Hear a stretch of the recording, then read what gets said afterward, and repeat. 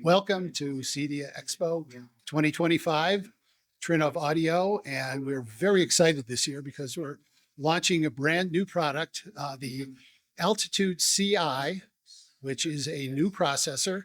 It is an addition to the product line. It sits alongside the existing Altitude 16 and Altitude 32. The AltitudeCI is primarily a digital processor, but it has quite a bit more capability. It is a processor capable of working up to 32 channels, but it gives you options for outputs that include conventional analog, 8 outputs that could be used for subwoofers, or even in the case of a simple 7.1 system, conventional analog connection to amplifiers. But then we also have outputs and inputs for AES-67, AES EBU Digital, and Dante. So this opens up a huge new set of options for connections into more advanced systems as audio over IP is becoming much more popular, particularly in the more expensive systems. The pricing on the AltitudeCI starts at $11,000, so it's a new entry point for Trinnov, but your channel count is not fixed to increments of 8 channels. You can purchase the AltitudeCI as an 8-channel unit, as a 10-channel, 12, 14, etc., in 2-channel increments, all the way up to 32 channels. So you need purchase only the channels that are needed for your configuration. You no longer have to buy channels that you're not going to be using. When you look to pair the AltitudeCI with power amplifiers, of course, if you're in a higher channel count, you need an amplifier that has input capabilities for Dante or AES-67. And we have the perfect answer for that because the Amplitude 16, our existing amplifier, has an option for an additional card that gives you Dante input. So with this card added to the Amplitude 16, you now have a direct digital Dante connection from the processor to the amplifier with a single cable. It can be done through network in the standard kind of configuration for audio over IP, or it can be done, in our case, with a single cable for simplified systems that are operating independently from the local area network. We're planning to release the AltitudeCI for general delivery by the end of the year, looking November, December timeline. We'll also have the card available for the existing amplifiers. If you already have an Amplitude 16, you'll be able to add the card to it and connect to your new AltitudeCI at that time. All right, let's look at the technical aspects. Here's the AltitudeCI back panel. We have a DB25 connector. All of these are DB25 connectors for convenience, for sending multiple channels and keeping the size of the unit to 2 rack units, so it's nice and compact. This analog output has 8 outputs that can be used for subwoofers. You could do 4 and 4 waveforming, or if you've got a simple 7.1 system and you want to upgrade, you could just use this with your existing amplifiers. Then we have 32 channels, 16 channels each on these 2 connectors to do AES audio in, and these 2 connectors each do 16 channels of AES audio out, AES digital. And then we have 1 simple connection for the network for Dante, which will handle Dante inputs and outputs up to 32 channels on the current version. And if you go beyond, if you're in a Dolby actual post-production environment, you need 64 channels. Early next year, we'll have a 64-channel version that will handle the full capability of theatrical Atmos. 4 HDMI inputs, HDMI 2.1, of course, 2 HDMI outputs, and control. We've got 3 ports for network. So for a conventional network configuration, you've got the ability to run independently for control and for signal. Plus, we've got SPDIF in capability for those systems where you need that, and triggers, 1 trigger in, 3 triggers controllable out. So you've got quite a bit of flexibility control. Any of the major control systems operate with the AltitudeCI. So you're in good shape there. If you're already programmed, you're all set to go. That's the basic overview there. One point I would also mention, just in addition, this is in addition to the Altitude lineup. It doesn't replace the Altitude 16 or 32. If you have one of those, enjoy it. This isn't going to give you better performance. What it does is give you more flexibility in terms of connectivity and ability to operate in a network audio IP environment. In the case of someone that already has an existing system or someone that is all analog, the Altitude 16 and 32 remain there, and they're going to be, as we do with the AltitudeCI, continually improved over time as we keep adding software improvements. Hello, David. Thank you for hosting us, CEDIA 2025. Yeah, my pleasure. We're excited to see the new Altitude interface, Yep. and we're told that you're the man for us. So please walk us through the AltitudeCI interface and tell us what this new upgrade or update is about. Yeah, I certainly will. So just to start by saying that this update is due to be delivered around November time. It's first coming to Altitude 16 and Altitude 32 before it comes to the AltitudeCI. So we really wanted to reward our existing clients of Altitude 16 and 32 by giving them the new software first. It's a real sort of company mission to offer longevity, and that's something that we've done very, very, very well over the years. So this is the brand new interface. So it's very much a wizard based interface, but that doesn't mean that it takes away any of the complexity. We still have both basic and expert mode. So if you want to dig in, do some real fine adjustments, you can do that via the expert mode. So let's have a quick look. So this is the start screen that you'll be presented with. So this is your progress along the bottom. So this is the first stage, which is the setup wizard. So the first thing we do is we put in the room dimensions. Now, these room dimensions, they don't feed the correction algorithm as such, but they do feed our waveforming technology. So we need to know the room length. The room length is very important for us to be able to set the decay control that we want and the strength of that decay control. So we put in the room dimensions. This is also going to help us later when we're actually placing the microphone for measurement points. So we'll click next. So that's the expert mode. Let me just switch back to the basic mode. So we now choose our speaker layout. So let's say 9.1.4. And we then add 4 subwoofers.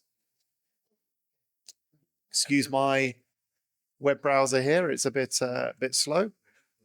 There we go. And we click next. We can now spin the room round, take a look at all of those speakers, and we're good to go. So let's click next.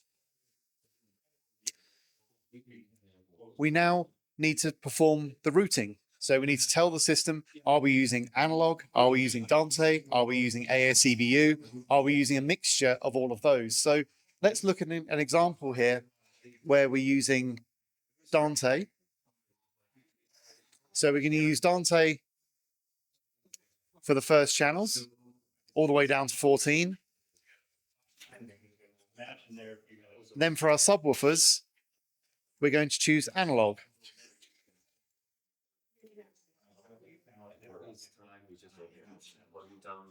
Do excuse the bugginess of the network. Always a great thing to use networks on trade shows. So we go analog, analog, and analog. So that's now our routing setup with a mixture of Dante and analog outputs. So we're going to move to the next screen. And that has finished the first part of the setup wizard. We're now going to move on to the calibration wizard. So we now click on calibration. Okay, we can see we have an audio clock, so we know that we can perform test signals. So we'll go next. And the microphone is connected to the unit via an EtherCon connection. So this is a balanced audio connection over Ethernet. It doesn't mean it's network enabled, but what it does allow us to do is have a small processing chip in the microphone. So they now communicate with each other. So the microphone tells the processor its serial number. That will extract the compensation file directly onto the machine itself. And it also carries 48 volt phantom power. So for those that have used the Altitude 16 or 32, you'll know that you have to turn the microphone on at specific points. This now does it all automatically for you with the AltitudeCI. So we're going to change these graphics. These graphics actually come from our Pro Audio product at the moment, which is currently running this interface.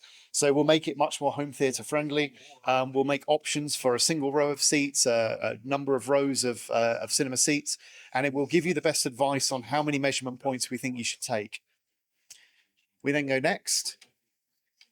And one of the nice things that we've added is a pre-calibration level adjustment.